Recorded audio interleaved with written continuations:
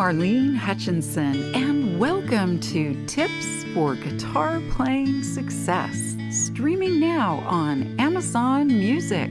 As many of you know, I've been sharing my guitar playing tips every Thursday for more than 10 years. It's been my way to hopefully help you stay motivated, be inspired, and continue expanding your guitar playing journey. If you're interested in more learning resources like my guitar courses, Lesson of the Month Club, coaching, Thursday Tips blog, and more, go to my website, marlenesmusic.com. And for anyone who's listening and feeling like you're missing out on all the guitar playing fun, you can easily get started with my super simple Learn to Play Guitar in a Day course. Now, on to today's tip.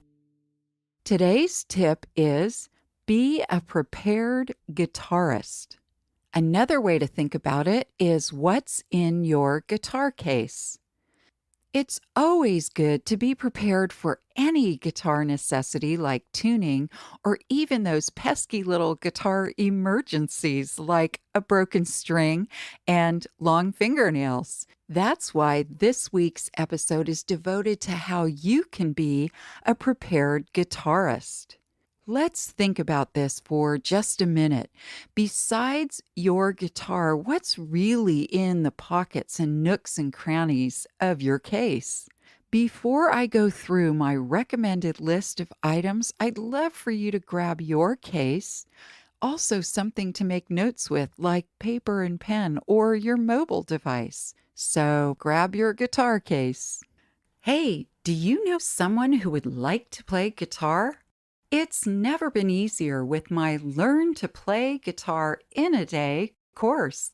And if you or someone you know already plays guitar and wants to learn more, then my Lesson of the Month Club and my coaching sessions could be just the right thing. The links are in the show notes on your podcast app, or you can find them on my website, marlenesmusic.com. If you paused the podcast, welcome back. For those who didn't, I'm glad you had your case handy. Now that you have your case and note-taking abilities, I'll go through my list of 6 essential items that I recommend. As I go through the list, please check to see if you have those items in your case. If not, make a note to buy them as soon as possible. So here's my list of 6 items I think you should have in your guitar case. Number 1, a set of strings. A set of strings for a guitarist is like a spare tire for your car. That's right, you wouldn't drive without a spare tire, so don't go anywhere without a set of guitar strings.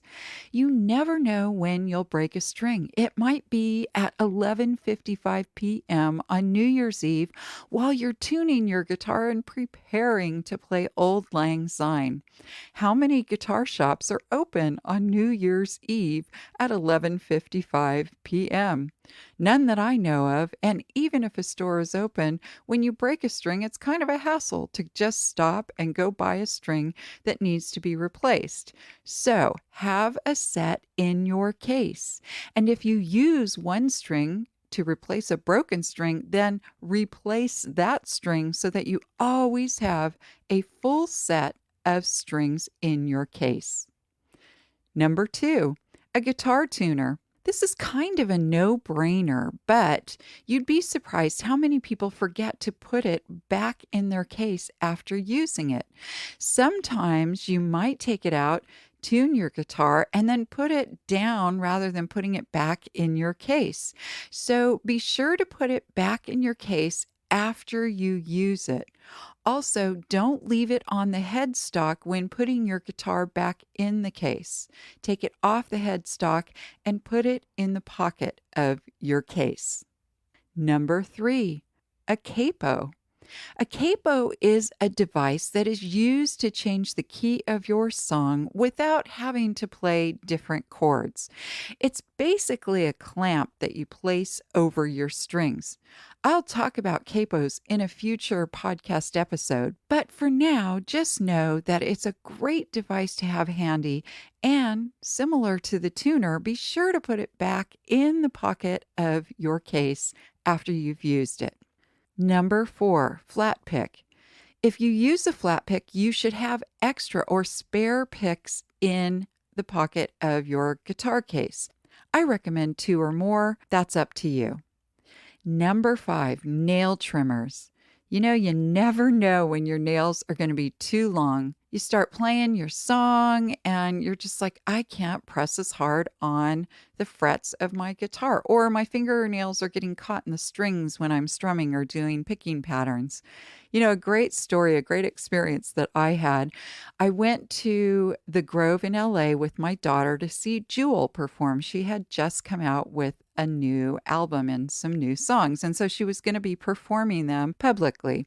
We signed up on the local radio station, went to the concert, and as is common in a lot of live performances, the artist generally will explain or take some time to talk about the inspiration of how they wrote the song. And she was talking about it, and she looked down at her fingernails and she said, "Oh my gosh, I can't play right now. My nails are too long." And she whispered something to the side of the stage. Someone came running out and handed her a nail trimmer. She trimmed her nails and then moved forward with playing her songs. To me, what was so remarkable about that is here's this Grammy-winning, multi-platinum artist who knew that she wasn't going to play her best with long fingernails. And because she had a nail trimmer probably in her case on the side of the stage, she was able to trim her nails and go on and play her best music. Number 6, a cleaning cloth. Every time we play, the natural oils and perspiration on our skin get on our strings and our guitar.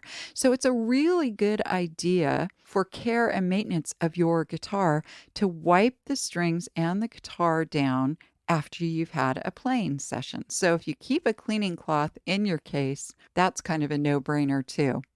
So those are the 6 essentials that I recommend, but there are a couple of bonus items that aren't mandatory, but certainly helpful for your guitar playing and your guitar care. 1 is a guitar strap. 2 is a key winder that will make your string changing life a little bit easier. And 3, your music.